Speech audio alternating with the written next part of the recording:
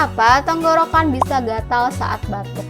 Ternyata gatal di tenggorokan bisa disebabkan oleh banyak faktor. Bisa karena lendir yang menumpuk, infeksi, gejala asam lambung, atau bahkan alergi. Lendir yang banyak bisa bikin tenggorokan iritasi dan itu yang sering bikin kita batuk berdahak.